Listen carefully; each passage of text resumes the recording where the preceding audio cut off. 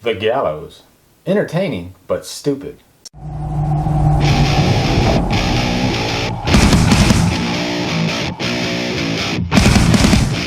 The Gallows stars Reese Missler, Pfeiffer Brown, and is directed by Travis Clough and Chris Loafing. Guys, when this movie first came out, one thing I really liked about it was the marketing campaign. I'm talking about that teaser trailer, where you had the girl just sitting what looked like a hallway, and then you saw this figure coming behind her real slowly, and that's pretty much all they gave you. And I found that really interesting, and that alone made me want to go watch The Gallows. I got to give them credit for an effective marketing campaign.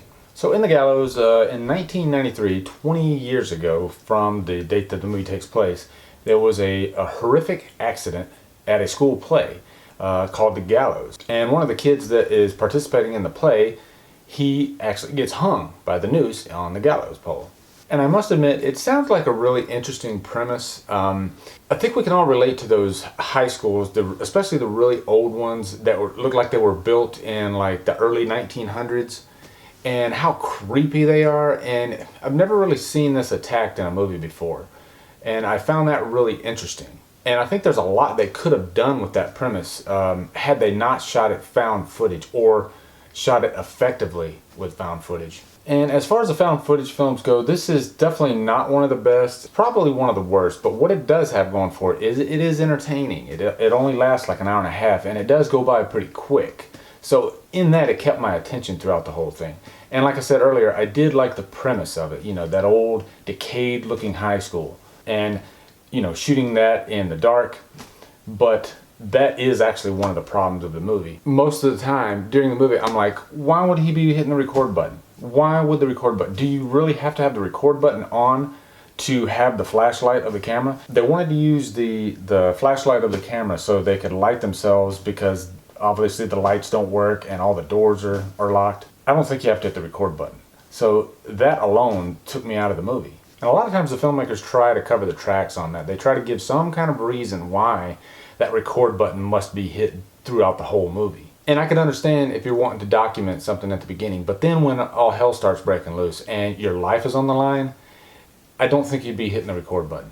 Also, the acting is pretty bad in this, and the characters are really stupid, especially the guy who is narrating. Really, really annoying. And if and when this guy does get killed, you're happy. And finally, the jump scares. There are way too many jump scares.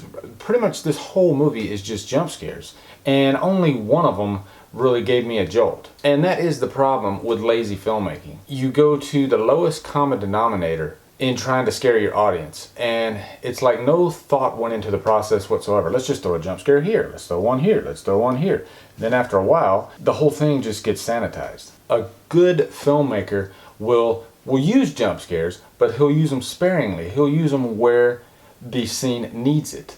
Like, I'll give you an example. In The Fog, there was a scene where Jamie Lee Curtis is sitting on the ship, and John Carpenter inserts a scare. And in this scene, Carpenter knew that this scare would do nothing for the audience, but this was pretty much a decoy scare. For immediately after that, another scare happened that really took you by surprise, and you were like, holy shit. That is great filmmaking.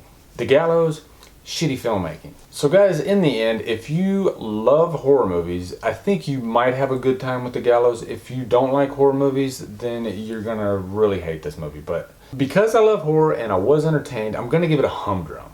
And what I want to know from you guys, what are some of your favorite found footage horror movies? Do you like found footage horror movies? For me, most of them I don't really like. Anyway guys, thanks for watching. Subscribe to my channel, follow me on Facebook and Twitter, and Humdrum out.